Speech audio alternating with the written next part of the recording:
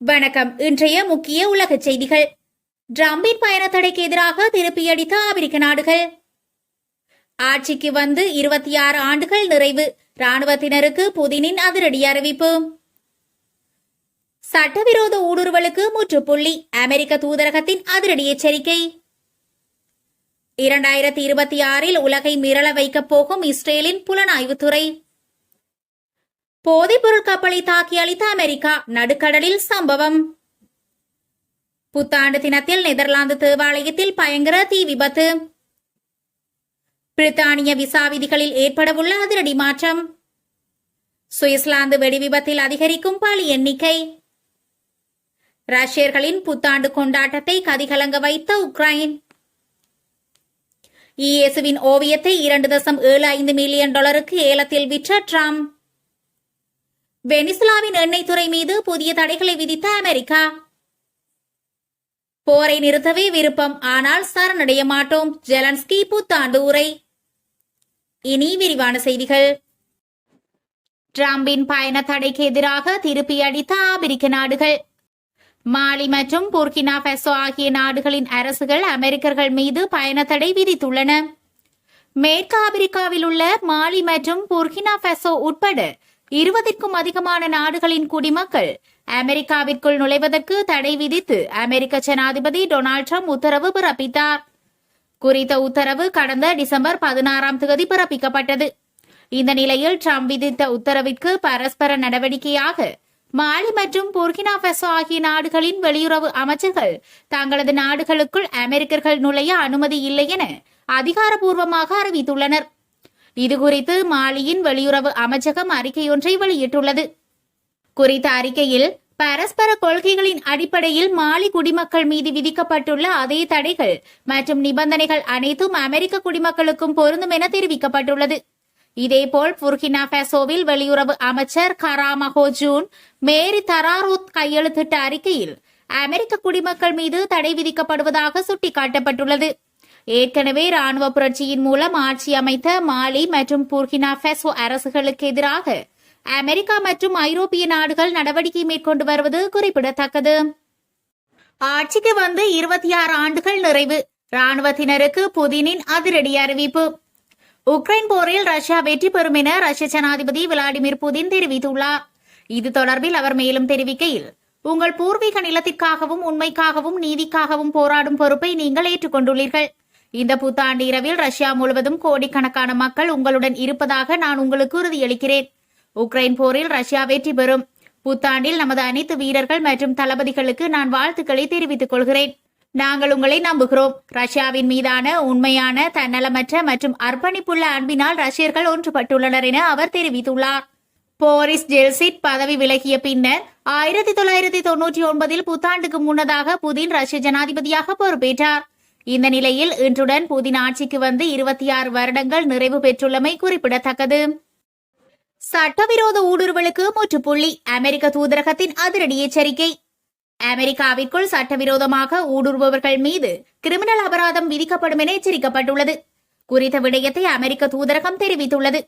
அமெரிக்காவில் Donald Trump ஜனாதிபதியாக பதவியேற்ற பிறகு சட்டவிரோதமாக குடியேறியவர்களுக்கு எதிராக கடும் நடவடிக்கை எடுத்து வருகிறார். இதையடுத்து அவ்வாறு வந்தவர்கள் நாடு கடத்தப்படுகிறார்கள். இந்த நிலையில் தாமாக முன்வந்து வெளியேறுபவர்களுக்கு பணம் வழங்கப்படும் என அறிவித்திருந்தார். அத்தோடு H-1B விசா பெறுவதற்கான விதிகள் கடுமையாக்கப்பட்டுள்ளது. இதற்கான கட்டணம் பல மடங்கு அதிகரிக்கப்பட்டுள்ள நிலையில் விசா பெறுவதற்கான நேர்முக தேர்வு ஒத்திவைக்கப்பட்டுள்ளது. இதனால் இந்தியர்கள் பாதிக்கப்படுவார்கள் என தகவல் வெளியாகியுள்ளது. இந்த நிலையில் டெல்லியில் உள்ள அமெரிக்க தூதரகம் அறிக்கையொன்றை வெளியிட்டுள்ளது. குறித்த அறிக்கையில், அமெரிக்க சட்டத்தை மீறினால் மிக கடுமையாக கிரிமினல் அபராதத்துடன் தண்டிக்கப்படுவீர்கள். சட்டவிரோதமாக அமெரிக்காவிற்குள் வருவதை தடுக்கவும் நாட்டின் எல்லை மற்றும் குடிமக்களை பாதுகாக்கவும் ட்ரம்ப் நிர்வாகம் உறுதி பூண்டுள்ளது என தெரிவிக்கப்பட்டுள்ளது. 2026 உலகை மிரள வைக்கப் போகும் இஸ்ரேலின் புலனாய்வுத்துறை. இஸ்ரேல் போன்ற சவால்கள் நிறைந்த ஒரு நாடு தனது இறையாண்மையை தக்க வைத்துக் கொள்ள பயன்படுத்தும் முதன்மை ஆயுதம் அதன் உளவுத்துறையாகும். முன்னாள் உளவு அதிகாரி டானா ரொசென்தெல் வழங்கிய தகவலின் அடிப்படையில் 2026 உலகளாவிய மற்றும் பிராந்திய சவால்களை இஸ்ரேல் எவ்வாறு எதிர்கொள்கிறது என்பதை பற்றிய ஒரு பார்வை இது. இந்த நிலையில் இஸ்ரேலின் பாதுகாப்பு என்பது 3 வெவ்வேறு அமைப்புகளின் ஒருங்கிணைந்த செயற்பாட்டில் தாங்கியுள்ளது. முதலாவது சர்வதேச புலனாய்வு.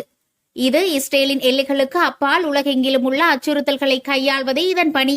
குறிப்பாக 2026 ஆண்டிற்கான எதிரி நாடுகளின் அணு ஆயுத முன்னெடுப்புகளை முன்கூட்டியே தடுத்து நிறுத்துவதில் மொசாட் தீவிரமாக செயல்பட்டு வருகிறது.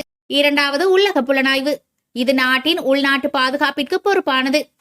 நாட்டின் எல்லைக்குள் நிகழும் ஊடுருவல்கள், பயங்கரவாத திட்டங்கள் மற்றும் வெளிநாட்டு உளவாளிகளை கண்டறிந்து முடக்குவதில் ஷின்பெட் முதன்மையானது. இறுதியாக ராணுவ புலனாய்வு. போர்க்களத்தில் எதிரியின் ராணுவ நகர்வுகள் மற்றும் வியூகங்களை உடனுக்குடன் கணிப்பது இவர்களின் வேலை. இதன் கீழ் இயங்கும் பிரிவுகள் நவீன கால சைபர் போர் முறைகளை எதிர்கொள்ள தயார் நிலையில் உள்ளன. இதன் அடிப்படையில் எதிர்கால பாதுகாப்பு என்பது வெறும் மனித ஆற்றலை மட்டும் சார்ந்தது அல்ல என்பதை உணர்ந்துள்ள இஸ்ரேல் 2026 ஆண்டை இலக்காக கொண்டு செயற்கை நுண்ணறிவு மற்றும் முன்கூட்டியே கணிக்கும் உளவுத்துறை ஆகியவற்றை வலுப்படுத்தியுள்ளது. எதிரி ஒரு தாக்குதலை திட்டமிடும் முன்பே அவர்களின் தரவுத்தளங்களை ஊடுருவி அந்த திட்டத்தை சிதைப்பதே இஸ்ரேலின் தற்போதைய நவீன உத்தி.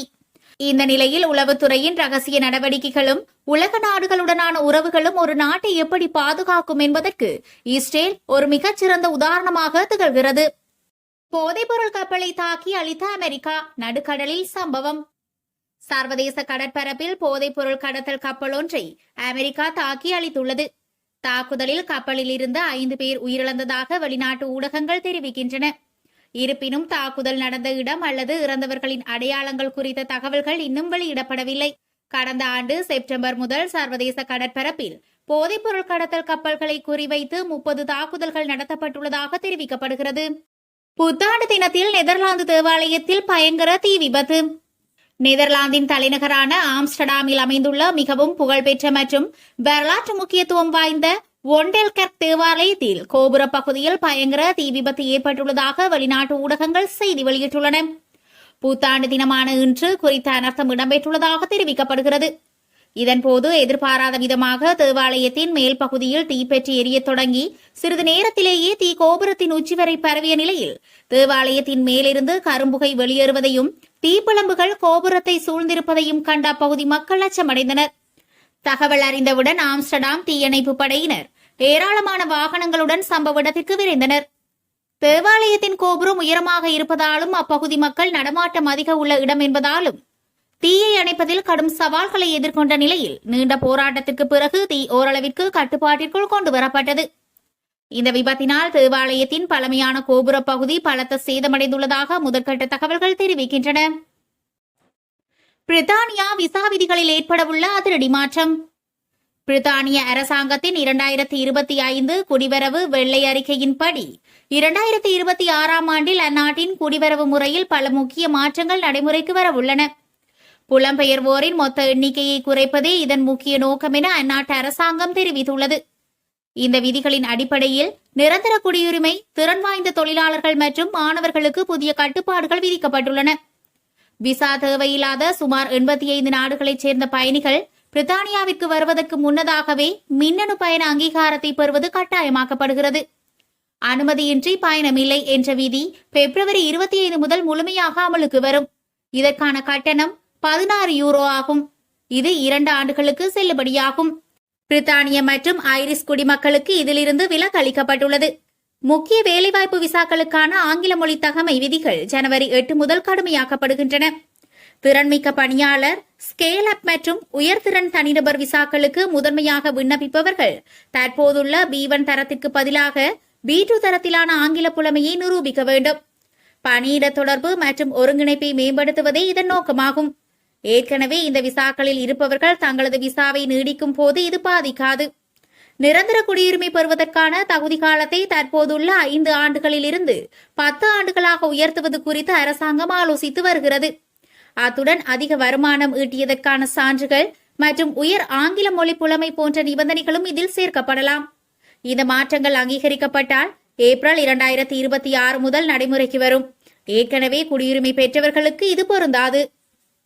சுவிட்சர்லாந்து வெடிவிபத்தில் அதிகரிக்கும் பலி எண்ணிக்கை, 100 பேர் படுகாயம். சுவிட்சர்லாந்தில் ஏற்பட்ட வெடிவிபத்தில் சுமார் 40 பேர் உயிரிழந்திருக்கலாம் என்று அந்நாட்டு காவல்துறையினர் தெரிவித்துள்ளதாக வெளிநாட்டு ஊடகங்கள் செய்தி வெளியிட்டுள்ளன. புத்தாண்டு கொண்டாட்டங்களின் போது கிரான்ஸ் மொண்டானாவில் உள்ள ஒரு மதுபான விடுதியில் ஏற்பட்ட வெடிவிபத்தில் ஏற்பட்ட தீக்காயங்களின் தீவிரம் காரணமாக பாதிக்கப்பட்டவர்களை உடனடியாக அடையாளம் காண முடியவில்லை என்று அதிகாரிகள் தெரிவித்துள்ளனர். இளைஞர்கள் மற்றும் சுற்றுலா பயணிகள் அடிக்கடி வந்து செல்லும் இடமான குறித்த பகுதியில் அதிகாலையில் தீ விபத்து ஏற்பட்டுள்ளது.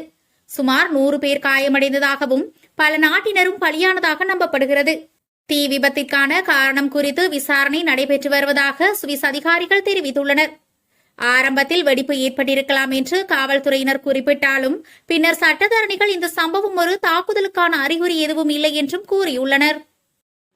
ரஷ்யர்களின் புத்தாண்டு கொண்டாட்டத்தை கதிகலங்க வைத்த உக்ரைன். ரஷ்யாவில் இன்றைய புத்தாண்டு கொண்டாட்டத்தின் போது உக்ரைன் ட்ரோன்கள் மூலம் நடத்திய தாக்குதலில் 24 பேர் கொல்லப்பட்டதாக தகவல்கள் தெரிவிக்கின்றன. ஹெர்சான் பிராந்தியத்தில் உள்ள ஹோட்டல் ஒன்றில் புத்தாண்டை முன்னிட்டு ஏராளமானோர் கூடியிருந்தனர். அப்போது உக்ரைன் ட்ரோன்களை வீசி தாக்குதல் நடத்தியதில் 24 பேர் கொல்லப்பட்டனர், 50 பேர் காயமடைந்துள்ளனர். இது தொடர்பாக ஹெர்சான் பகுதி ஆளுநர் விளாடிமிர் சால்டோ தெரிவிக்கையில், புத்தாண்டு கொண்டாட்டத்தின் போது நமது எதிரிகள் ட்ரோன்களை வீசி தாக்குதல் நடத்தினர். கருங்கடல் அருகேயுள்ள கோர்லி பகுதியில் இருந்த ஹோட்டல் மற்றும் விடுதியில் இந்த தாக்குதல் நடத்தப்பட்டது. முதற்கட்டமாக இந்த தாக்குதலில் 24 பேர் உயிரிழந்ததும் 50 பேர் காயமடைந்ததும் தெரியவந்துள்ளது. எத்தனை பேர் பாதிக்கப்பட்டுள்ளனர் என்பது ஆய்வு செய்யப்பட்டு வருகிறது. மேலும் ரஷ்ய வான் பாதுகாப்பு அமைப்பு உக்ரைன் அனுப்பிய 168 ட்ரோன்களை தாக்கி அழித்தது என தெரிவித்தார். இயேசுவின் ஓவியத்தை $2.75 மில்லியன் ஏலத்தில் விற்ற ட்ரம்ப். அமெரிக்காவில் புளோரிடா மாகாணத்தில் உள்ள ஃபார்ம் பீச் பகுதியில் அமெரிக்க அதிபர் டொனால்டு டிரம்புக்கு சொந்தமான மாரே லாகோ இல்லம் அமைந்துள்ளது. அங்கு புத்தாண்டு தினத்தையொட்டி டொனால்டு டிரம்ப் சிறப்பு விருந்துக்கு ஏற்பாடு செய்திருந்தார். இந்த விருந்தில் பல்வேறு தொழிலதிபர்கள், அரசியல் பிரமுகர்கள் உள்ளிட்ட பலர் கலந்து கொண்டனர். இந்த விருந்து நிகழ்ச்சிக்கு டிரம்ப் தனது மனைவி மெலனியாவுடன் வருகை தந்திருந்தார். இந்த நிகழ்ச்சியின் போது பெண்ணோவிய கலைஞர் வனேசா ஹோராபுனா என்பவர் ஸ்பீட் பெயிண்டிங் முறையில் ஈஜேசு கிறிஸ்துவின் ஓவியத்தை வரைந்தார். பின்னர் அந்த ஓவியம் ஏலம் விடப்படுவதாக அறிவிக்கப்பட்டது.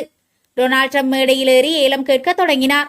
அந்த ஓவியத்தின் ஆரம்ப விலை $1 மில்லியன் என்று அவர் அறிவித்தார். அங்கிருந்தவர்கள் $2 மில்லியன், $2.5 மில்லியன் ஏலம் கேட்டனர்.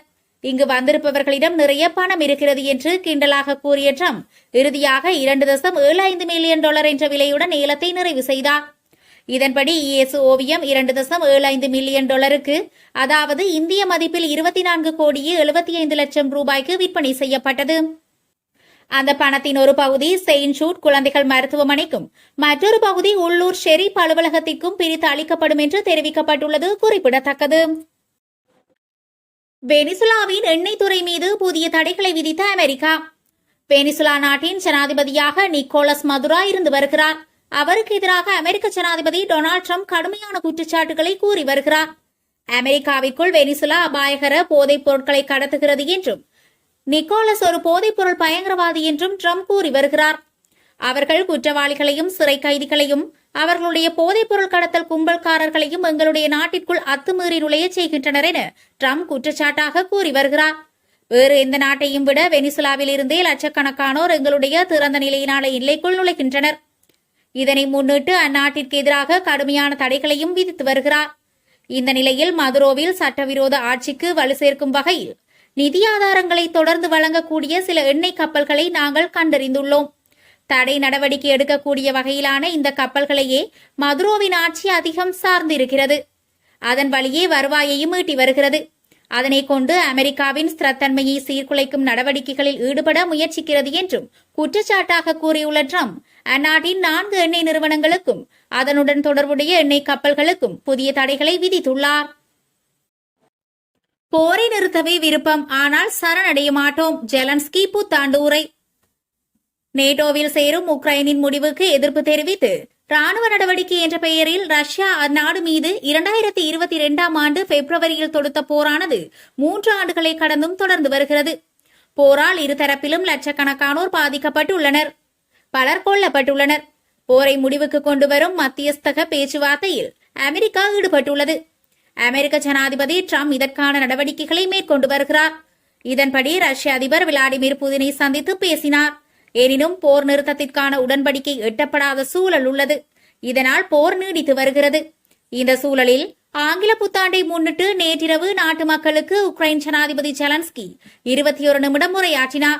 ஏறக்குறைய 4ஆம் ஆண்டை நோக்கி போர் சென்று கொண்டிருக்கும் நிலையில் உக்ரைனியர்களிடையே சோர்வு ஏற்பட்டுள்ளது என குறிப்பிட்டார். ஆனால் அதனை வீழ்ச்சி என தவறாக கருதிவிடக் கூடாது என்றும் கூறினார். இவ்வளவு ஆண்டுகளாக நடந்து வரும் போரை அவர் 2ஆம் உலகப் போரின் போது உக்ரைனின் சில பகுதிகளை நாசி படையினர் கைப்பற்றியிருந்த காலகட்டத்துடன் ஒப்பிட்டார். அவர் ஆற்றிய உரையின் போது உக்ரைனுக்கு அமைதி வேண்டும், போரை முடிவுக்கு கொண்டு வரவே நாங்கள் விரும்புகிறோம், உக்ரைனின் முடிவுக்கு அல்ல. நாங்கள் களைத்து போய்விட்டோமா என கேட்டால் ஆம், அது உண்மைதான். அதற்காக நாங்கள் சரணடைய தயார் என்பது அதன் பொருளா? அப்படி யாரேனும் நினைக்கிறார்கள் என்றால் அது பெரிய தவறு என கூறினார். போரை நிறுத்தவே விரும்புகிறோம், ஆனால் நாங்கள் சரணடைய மாட்டோம். வலுவான ஒப்பந்தத்திலேயே நான் கையெழுத்திடுவேன். வலுவிழந்த ஒப்பந்தம் போர்கள் நீளவே வழி செய்யும் என அவர் கூறினார். அதனாலேயே ஒவ்வொரு கூட்டத்திலும், ஒவ்வொரு தொலைபேசி அழைப்பிலும், ஒவ்வொரு முடிவும் அதற்கேற்ப எடுக்கப்படுகிறது. அனைவருக்கும் ஆற்றல் வாய்த்தோர் அமைதியை கிடைக்க செய்ய அது ஒரு நாளுக்கோ, ஒரு வாரத்திற்கோ அல்லது 2 மாதங்களுக்கோ என்றல்லாமல் பல ஆண்டுக்கான அமைதியை ஏற்படுத்தும் வகையில் இருக்க வேண்டும் என அவர் கூறினார்.